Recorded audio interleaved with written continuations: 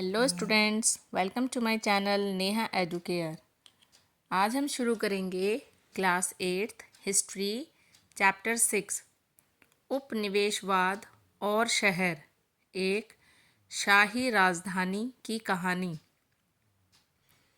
औपनिवेशिक शासन के अंतर्गत शहरों के साथ क्या हुआ? पश्चिमी विश्व के अधिकांश भागों में आधुनिक शहरों का विकास औद्योगिकीकरण के साथ हुआ। 18वीं शताब्दी के अंत में कलकत्ता, बम्बई और मद्रास प्रेसिडेंसी शहरों के रूप में महत्वपूर्ण हो गए। 19वीं शताब्दी में कई शहरों में नगरीकरण में कमी, डी अर्बनाइजेशन हुई। मछलीपट्टनम, सूरत और सिरिंगपट्टनम जैसे शहरों का पतन हुआ। नई दिल्ली से पहले कितनी दिल्ली थी? दिल्ली 1000 वर्षों से अधिक समय तक राजधानी रही है, हालांकि बीच बीच में कुछ अंतराल रहे। शाहजहां ने सबसे भव्य राजधानी बनवाई। शाहजहांबाद की स्थापना 1639 में हुई। शाहजहां के समय दिल्ली सूफी संस्कृति का एक महत्वपूर्ण केंद्र थी। अमीर और गरीबों के बीच गहरे सामाजिक विभाजन थे। नई दिल्ली का निर्माण 1803 में अंग्रेजों ने मराठों को पराजित कर दिल्ली पर अधिकार कर लिया। 1911 के बाद आधुनिक दिल्ली का विकास हुआ, जब इसे ब्रिटिश भारत की राजधानी बनाया गया। अतीत को तोड़ना। 19वीं शताब्दी के पहले भाग में दिल्ली में अंग्रेज अमीर भारतीयों के साथ दीवारों से घिरे शहर में रहते थे। अंग्रेजों ने उर्दू, फारसी संस्कृति और कविता का आनंद लेना सीखा और स्थानीय त्योहारों में भाग लिया। अंग्रेज चाहते थे कि दिल्ली अपना मुगल अतीत भूल जाए। किले के आसपास के क्षेत्रों को पूरी तरह साफ कर दिया गया। बाग, मंडप और मस्जिदें हटा दी गई। 1870 के दशक में रेलवे बनाने और शहर के विस्तार के लिए शाहजहांबाद की पश्चिमी दीवारों को तोड़ दिया गया।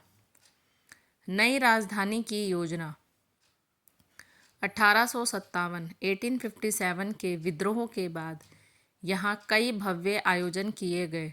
1877 में वायसराय लिटन ने रानी विक्टोरिया को भारत की महारानी घोषित करने के लिए एक दरबार आयोजित किया। 1911 में इंग्लैंड में किंग जॉर्ज पंचम के राज्याभिषेक के अवसर पर दिल्ली में दरबार आयोजित किया गया और भारत की राजधानी कलकत्ता से दिल्ली स्थानांतरित करने का निर्णय लिया गया। एडवर्ड लुटियंस और हर्बर्ट बेकर को नई दिल्ली और उसकी इमारतों की योजना और डिजाइन बनाने के लिए नियुक्त किया गया। विभाजन के समय का जीवन। 1947 में भारत के विभाजन के कारण सीमा के दोनों ओर जनसंख्या का बड़े पैमाने पर स्थानांतरण हुआ। स्वतंत्रता और विभाजन के कुछ ही दिनों बाद भयंकर दंगे शुरू हो गए। दिल्ली के 2/3 से अधिक मुसलमान पलायन कर गए और लगभग 44,000 घर खाली रह गए। विभाजन ने नए प्रवासियों के जीवन और व्यवसायों को बदल दिया।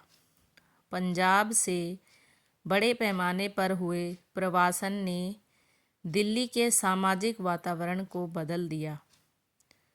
पुराने शहर के भीतर। 19वीं शताब्दी में जलापूर्ति और जल निकासी की उत्कृष्ट व्यवस्था की उपेक्षा की गई। कुओं की व्यवस्था भी खराब हो गई।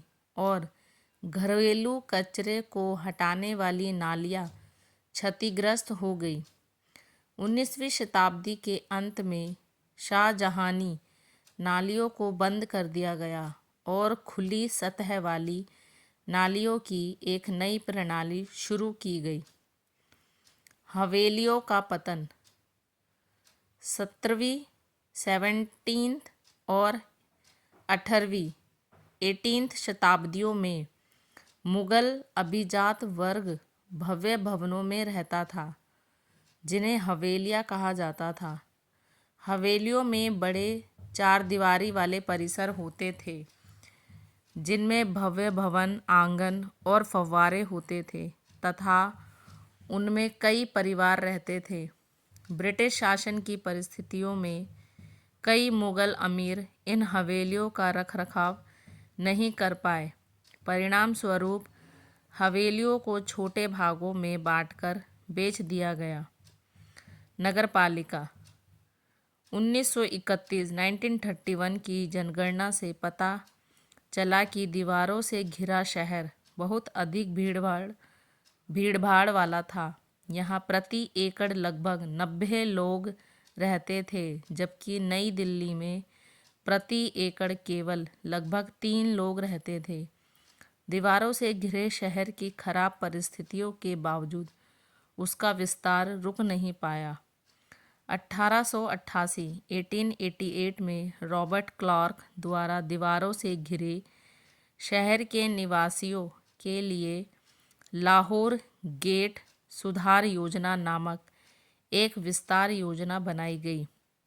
1936 में दिल्ली सुधार न्यास दिल्ली इम्प्रूवमेंट ट्रस्ट की स्थापना की गई, जिसने संपन्न भारतीयों के लिए दरियागंज दक्षिण जैसे क्षेत्रों का निर्माण किया। Thank you. अगर आपको वीडियो पसंद आता है तो मेरे चैनल नेहा एडुकेयर को लाइक, शेयर एंड सब्सक्राइब करें। Thank you.